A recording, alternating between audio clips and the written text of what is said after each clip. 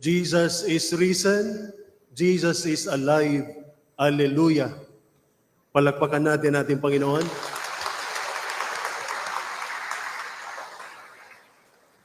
Our scriptural readings for tonight remind us of how God's promise of salvation was gradually fulfilled, that we are reminded of God's faithfulness to His people, that He was true to His promise, that tonight's celebration of the resurrection of Jesus is the fulfillment of God's promise to His people. And so, for our reflection, the question that I would like to ask ourselves is, are we always faithful to God? Are we always faithful to Jesus? The gospel reading tells us about three women: Mary Magdalene, Mary, the mother of James, and Salome. Mary Magdalene, Mary, the mother of James and Salome, never thought that Jesus would rise to life again.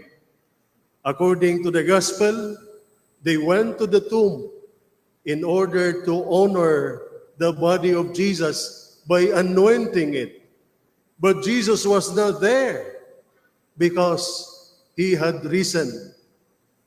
That, brothers and sisters, it is truly amazing and inspiring to know that even in His being powerless, even in His momentary death, there were still true and faithful disciples who stayed with Jesus.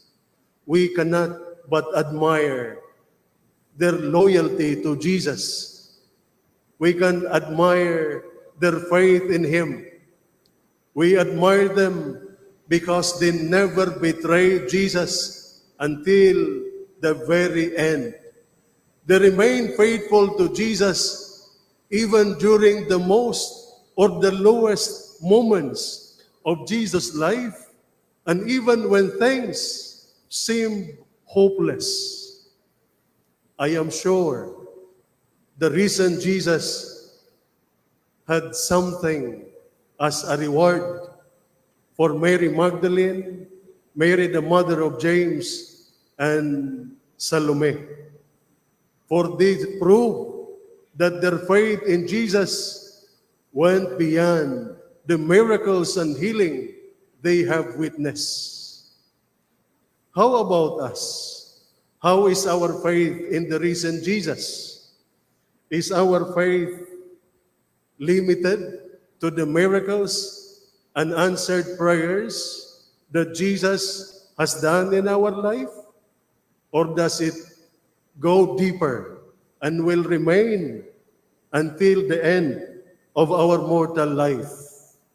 The resurrection of Jesus conquers the darkness of sin. It is a light that conquers the darkness of sin and death. That is what we declare.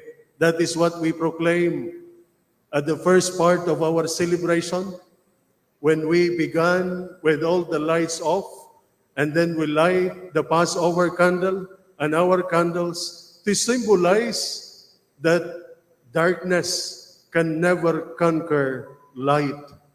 And by conquering death, Jesus proved that there is life after this life. There is life after death for those who faithfully follow Him. And so we must always have hope in Jesus, even when things seem hopeless, for we know that He will lift us up in His own time. Let us be faithful to Jesus even when He seems distant to us, even when He seems silent and quiet. Let us be faithful to Jesus no matter how tempting the temptations that Satan drops before us. It is only through our faithfulness to Him that we will find everlasting life. On this most sacred night, on this night when Jesus passed from death to life, we are also invited to reflect on the impact, on the effect of Christ's death and resurrection on us. Christ, through His life and death, again conquers death and sin. His death and resurrection have enabled us to be free from sin and alive in God. Many of us went to confession this Holy Week. By God's mercy and grace, many of us have been given the grace of new beginning. In a way, we have experienced resurrection.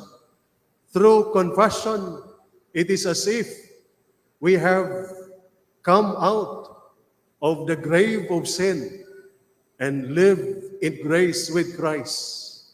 Now that we have come out from the grave of sin, let us strive not to go back to our old ways.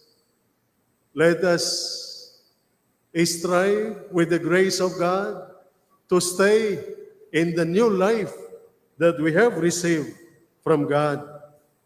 That the Easter celebration challenges us all to rise with Jesus and embrace the new life in Him. But if we are hurt and want revenge, if we are always afraid and worried and do not trust the Lord, if we keep thinking about work and business and do not have time to pray and go to church on Sunday, if we want to be successful but think only of our own good, if our mind is closed to those who suffer and those who are in need, if we are addicted to cell phone, computer, or social media, and do not have time to talk to our grandparents and other members of our family, if we fail to love our family and are addicted to vices like gambling, alcohol, men, women, drugs, we are still trapped. We are still buried in the tomb, in the grave of our own making. An Easter celebration summons us to rise, to emerge from this tomb of darkness and despair. Let us heed the call of the Lord and rise with Him to new life. But if we are ready to forgive and reconcile, if we trust in God's help and mercy, if we understand that life is not only work and business, but also for family, friends, and above all for God, then happy Easter to us all. Brothers and sisters, following the example of Mary Magdalene, Mary the mother of James and Salome, let us hold on to hope. Even in our darkest moments, we must maintain our faith in Jesus and trust that despite appearances, we can rise with Him to embrace the new life He offers, because Jesus is risen, He is alive, and His resurrection assures us of the possibility of renewal and transformation.